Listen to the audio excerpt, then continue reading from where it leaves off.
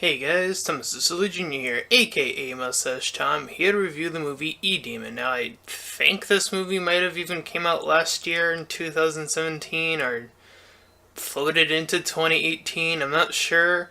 This movie kind of definitely fell under the radar as far as I'm concerned, so I decided to check it out.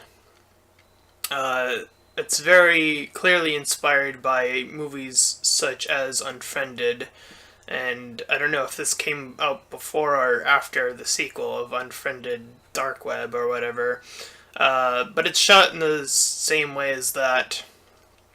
And it starts with this clear YouTube ripoff, showing that this four friend of people have been killed, and this sort of sensation has been going on all over the world, or all over the United States, whichever one it is. And this hooded figure that's pixelated out is talking into this camera and tells us that he will show us the truth. We then cut to two individuals, AJ and this woman, Kendra, who are calling each other via web camera, Skype. I think they actually just call it Skype in this movie. And the woman talks about how she is getting published, and they get put in with Dwayne, typical married black guy with children, family. There might have been a hint of him checking out someone else at some point. I'm not sure if they wanted to go all the way with that, but anyways, they are also introduced to the fourth camera person, which is a character named Marv, who wants to one up AJ in his accolades. So he introduces them to his grandmother, or as he refers to as a Gamma, and she tells the story about her family getting into witchcraft. Meanwhile, in the little Skype chat, Dwayne is, like, as I mentioned, flirting with I think he was flirting with Kendra. I'm not entirely sure. Anyway, so Marv and AJ set up this whole situation where he pretends to do this whole doll juju stuff, and then he gets him back. And they call this like a fake out or something along those lines. And they have done these pranks apparently throughout the years. So, Susie, or I should say Dwayne gets on, Kendra gets on, their case about it. And shortly after, Susie attacks Marv in a ripping out of the eyes sort of way, and they assume that it's another fake out. In the meanwhile, Dwayne leaves the call, and they're introduced to a new person who eventually takes over. So, we also see that the new person is in Marv's camera. It's his mother, who's like saying to AJ to apologize and stuff. We hear this voice coming from off one of the cameras. As two more guys grab this woman. Along, I think one of them was AJ, and then one of the other guys was like his friend or something. And AJ claimed to fake this prank as well. And the fourth camera cuts back to the daughter, I believe, of the grandma or the great granddaughter, whatever it would be. And AJ,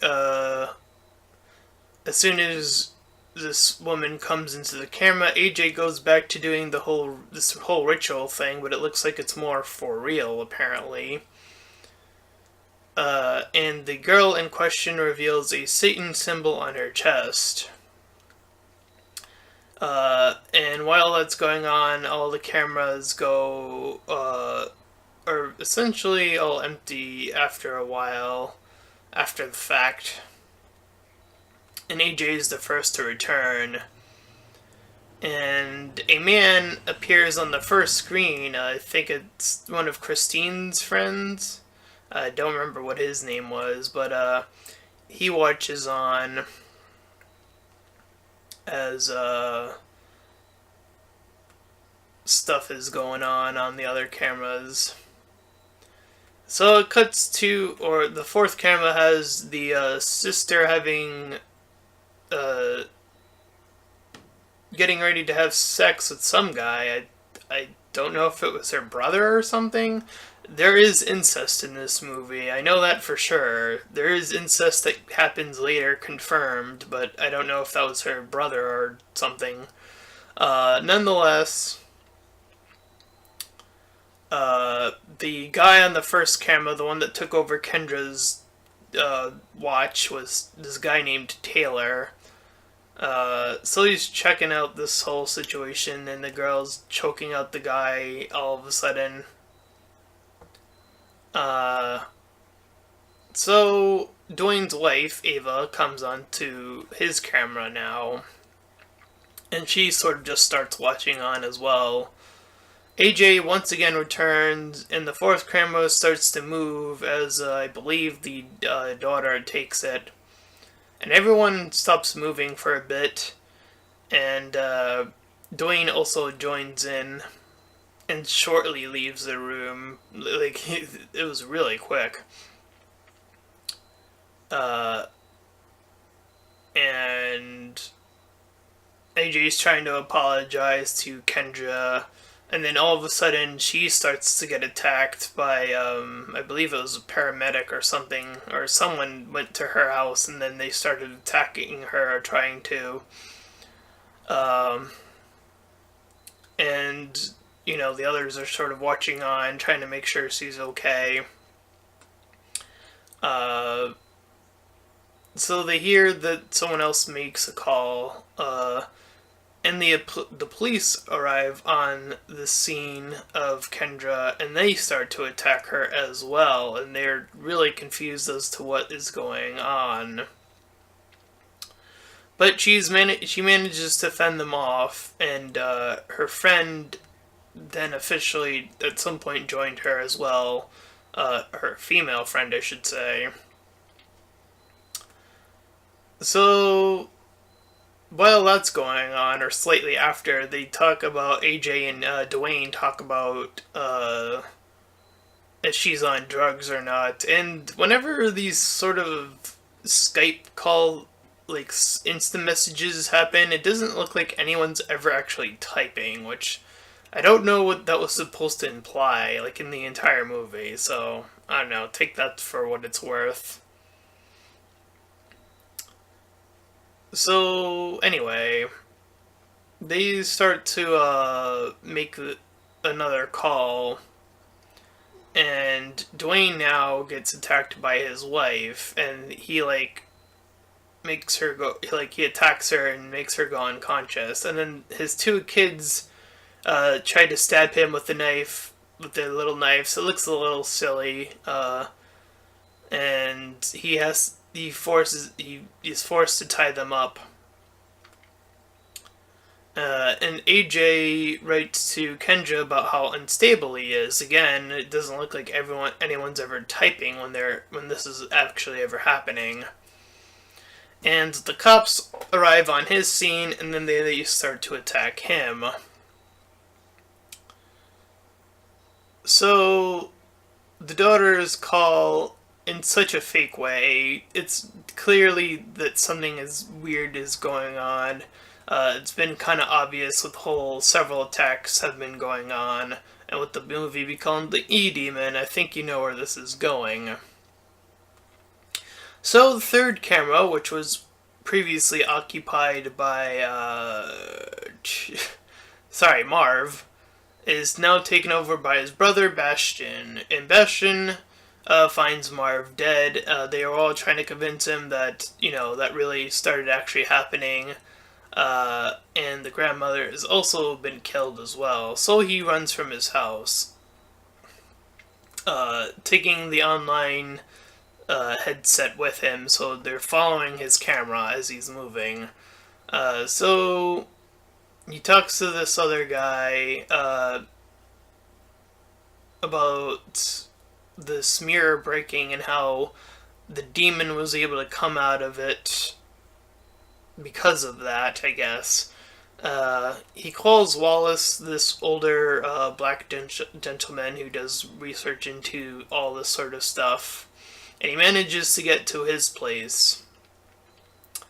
And he reads off how the demon is spreading. And AJ, while this is all going on, keeps insisting that it's a virus. So the rest of the people on the call want to drop AJ from the call because they start to suspect that he is officially possessed. So he is dropped from the call. And that is actually the end of his sequence in the entire movie. We don't know if he actually lived or died or whatever, but... So they start to blame each other of being the demon, Kendra and Dwayne mostly.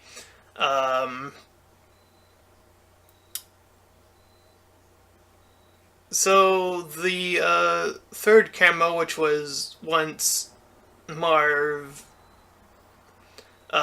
is now being taken over with the dad, and Bastion's on the fourth camera, I believe, at this point. And he's seeing his mom hold him down, and then the daughter Susie going in, and then having the incest with the dad. That is actually what literally happens. So there's that. And the rest of the people just keep watching. That includes, it's just at this point it's Dwayne, who's essentially stuck in his house at this point. He's been in the basement for a long period of time, with his daughters and mother upstairs possessed, and the cops that previously attacked him also possessed, and these guys also lighting a light in his house are also possessed, and so on and so forth, while Christine could have probably left a lot sooner, but refused to, and then her friend was just there with her, and then AJ was dropped from the call, just to make sure there was no confusion. So Wallace, knowing what he has to do, ties up Bastion in order to take out Susie, because she's now been possessed by this demon. So Dwayne goes over why the tech is speeding up the process of possession, and that goes on for a little bit. It's a silly explanation of, like, it just makes all the previous stuff used in possession just sped up via technology. And Dwayne gets, like, this light from outside, as I mentioned earlier. And meanwhile, Christine, the woman, gets the people that she had locked up previously, the Travis or whatever his name was, and the other paramedics or whatever they were, all locked up, and they are all saying stuff to try to convince them to stop what they're doing. So, Wallace goes over to the house. He somehow knows where it is, and gets attacked and drowned into the water and gets killed. That camera obviously gets turned off after a while. And then Kendra finally decides that she wants to act now after waiting all this time, when she could have left like several minutes prior, and probably have gotten to the house at the same time as Wallace and had a better chance of actually solving the problem. But no, she decided to wait and go with a friend. who already went ahead to get to the car. So, uh, Dwayne thinks that this friend of hers, I think her name was like Fawn or something, has been taken over and possessed. And he's telling Kendra this, and she's like not believing in it for a bit, but only to find out she actually is, and drives super fast when she's in the car. So she jumps out of the car, that being Christine, Kendra, and says that she can't get up. Dwayne, seeing the recording of what she's doing as she's moving, says that there are clearly more people being taken over, and they start chasing her. So she starts to force herself up and get out. So Dwayne's lights start to go out, and the lights from all the other, some of the other houses are starting to go out as well. We see that the daughter is like on the second camera. The mother, Dwayne's wife, has one of her, I think it was the older daughter. I'm not sure which one was which, but she has a knife to her, and is threatening to kill her if Dwayne doesn't come up. He doesn't do it. He doesn't go up in time, and the daughter is killed. And he decides to give up and go up upstairs to join them, only to see that she has the possession of the other daughter on with the knife, and he totally gives up into the situation, and they hold up 2 cameras to him, and then he gets possessed by the demon. So he calls Kendra to get her exact location, and she tells him. And he starts using the other cameras, and more cameras start popping up of other people who are in the vicinity, in the streets, getting possessed, and they start chanting and running and so on and so forth, and the lights start breaking off and off. So more people are getting added into this call. Dwayne's camera just shuts off in the process, and Kendra makes a call, and according to the movie, she calls the person we saw at the beginning of the movie and gives them a message about all the things that have happened. So they are all holding cameras up to Kendra, and Kendra decides before she becomes possessed that she'd rather jump off the ledge of the building.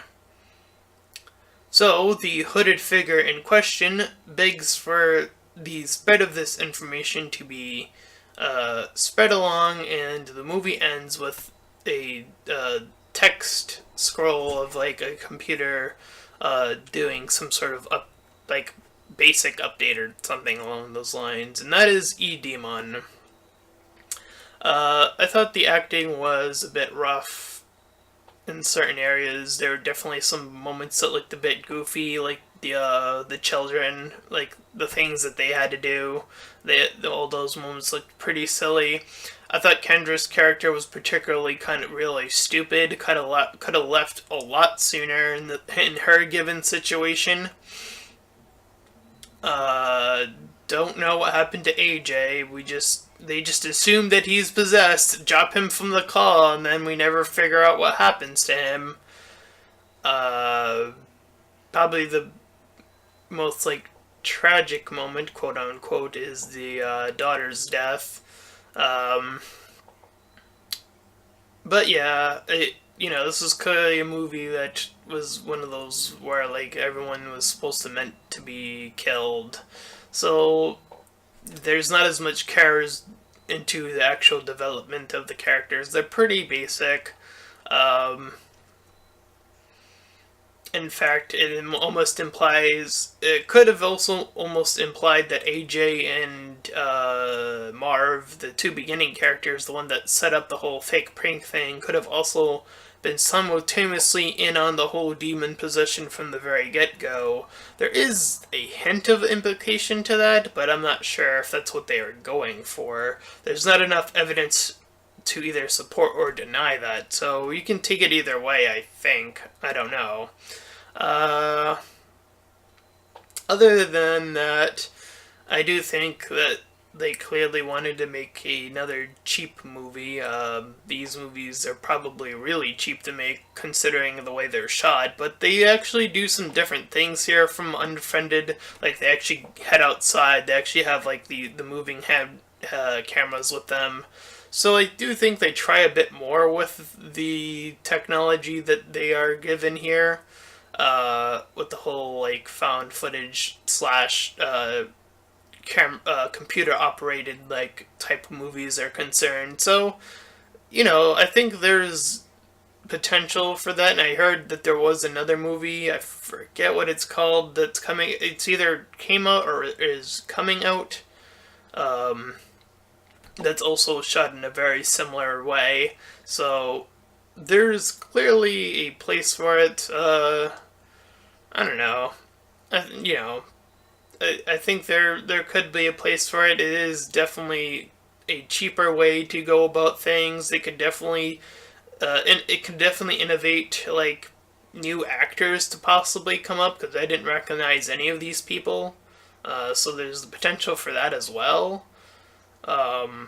So it has its benefits. As far as the actual movie is concerned, though, I think I would give it like a 4 or 5 out of 10. Because there are a few moments where it's just too dumb, or it looks a bit too silly. So there's those moments that kind of hold it back, definitely. But there's something there. So that's my review of E-Demon. And if you enjoyed this review, then please feel free to like, comment, and subscribe. Also, make sure to check out that link in the description or head over to my Patreon page, and any donations are greatly appreciated. And until next time, everyone, bye.